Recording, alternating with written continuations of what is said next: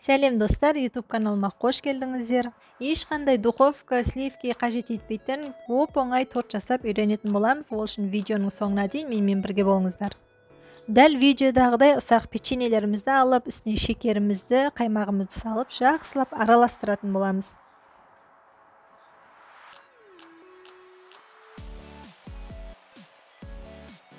Кивиміз бен бананымызды осылай жіңішке етіп турап аламыз, және пищевой пленкамызды таза ыдысымызға жайып, фруктымызды бір келке етіп орналастырып шығамыз.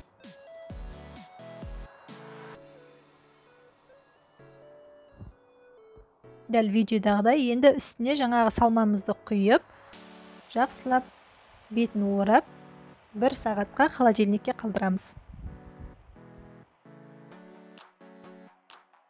Тортымыз дайын болды, енді пакетімізден босатып аламыз.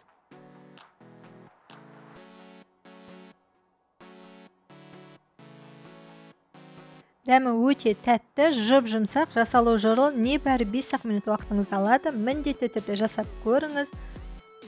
Видеом ұнаса, YouTube каналыма тіркеліп, лайк басып, комментарий қалдыруды ұмытпаңыз. Ас болсын.